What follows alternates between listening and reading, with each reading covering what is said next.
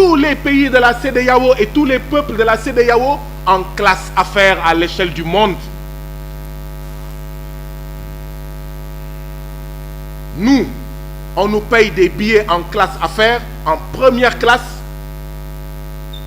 et au lieu de hisser nos peuples et nos pays en classe 1 sur la planète Terre, nos peuples et nos pays sont parmi les 35 dernières classes de la planète Terre. Sur 200 pays, nous sommes les 35. Nous sommes les 35 derniers. Vous pensez que c'est sérieux? Vous pensez que c'est normal? Voilà ce qu'est la CEDEAO. Et voilà en réalité le problème. La bastonnade, la torture publique, les sévices corporels, les peines de torture, les peines corporelles que nous avons subies le 29 octobre dernier à Lomé, en réalité, comme disait Karl, il y a un Allemand, c'était un général allemand, il s'appelle Karl, son prénom c'est Karl Clausewitz, qui disait que la guerre est la continuation de la politique par d'autres moyens. Karl von Clausewitz, un général allemand, il théorisait ce qu'est la guerre, il expliquait ce qu'est la guerre. Il disait la guerre, c'est la continuation de la politique par d'autres moyens.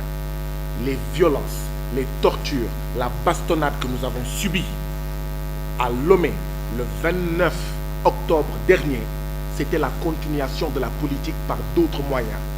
Parce que depuis que je suis arrivé au Parlement de la CEDEAO, il y a dans ce Parlement deux idées, deux visions qui se font face. La vision dont je suis porteur, qui est une Afrique de l'Ouest juste, unie, souveraine, prospère, démocratique, et leur vision à eux, qui est de continuer à cacher la CEDEAO. Personne ne parle de la CEDEAO, personne ne connaît la CEDEAO. Pendant 22 ans, aucun député ne cherche à rencontrer les peuples de la CEDEAO. Rien.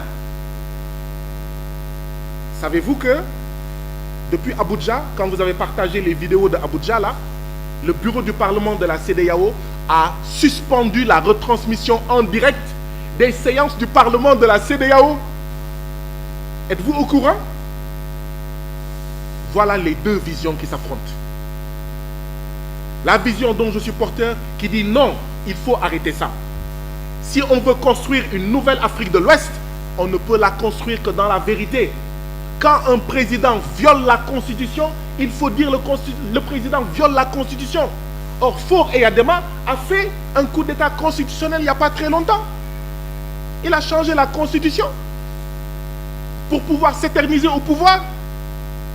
Mbalo fait la même chose en Guinée.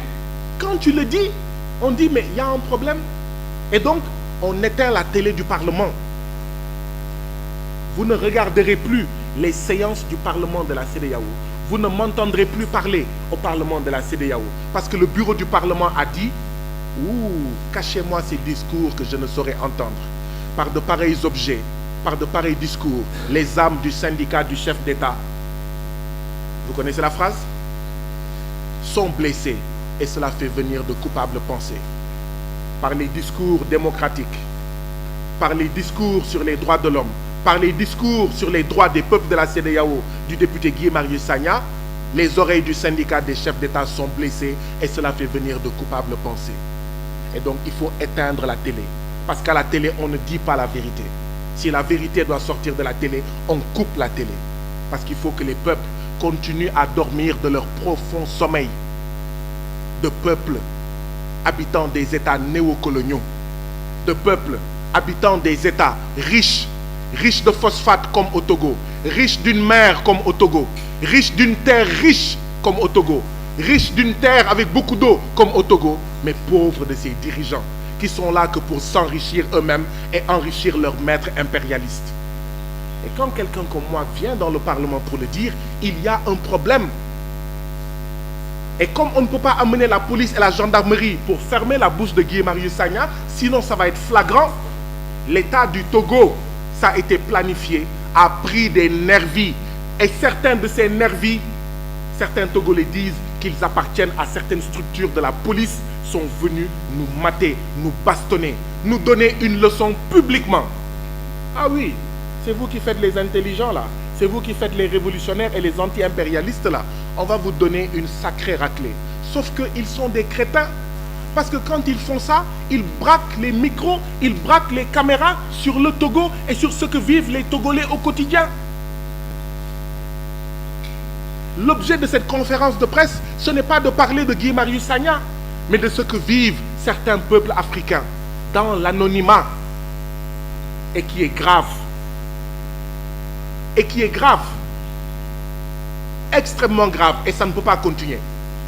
Vous vous rendez compte?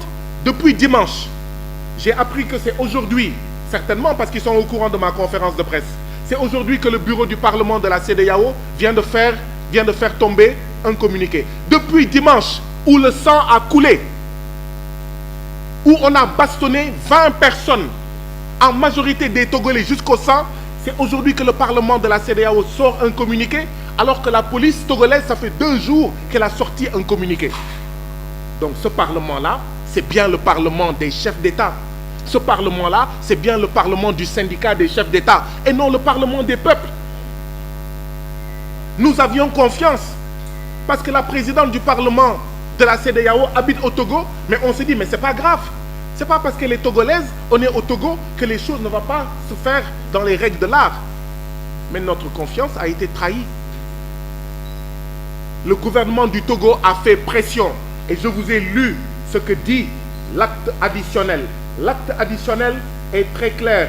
Un député de la CEDEAO doit prêter serment avant de devenir député de la CEDEAO. Et dans sa prestation de serment, le député de la CEDEAO dit les mots suivants. Je m'engage sur l'honneur à servir fidèlement les intérêts des populations de la communauté et à ne céder à aucune pression directe ou indirecte d'un État membre ou d'un autre groupe. Je ne céderai sur la pression d'aucun gouvernement togolais ou autre pour m'empêcher de parler au nom des peuples. Je ne céderai pas, je ne céderai à aucune pression. Je parlerai au nom de tous les peuples. Si je ne sais pas, je ne sais pas. Mais si je sais, une fois qu'un peuple m'a dit, voilà ce que je vis, aucune pression ne m'empêchera de le dire. Aucune pression de tout gouvernement au niveau de la CEDEAO ne m'empêchera de rencontrer ceux que je représente et qui habitent en Côte d'Ivoire, au Ghana, au Nigeria, etc. La question maintenant est celle-ci. Est-ce que la CEDEAO va protéger les députés de la CEDEAO? Parce que finalement, être député de la CEDEAO est dangereux. Attention, il y a députés de la CEDEAO, il y a mangeurs de la CEDEAO. Les mangeurs de la CEDEAO sont ceux qui sont des députés, mais qui viennent pour manger, pour... Quand on était à Lomé, le samedi, le vendredi soir, le président de l'Assemblée nationale du Togo a rencontré les députés du Parlement de la CEDEAO. Il les a invités à dîner. Moi, je ne suis pas parti.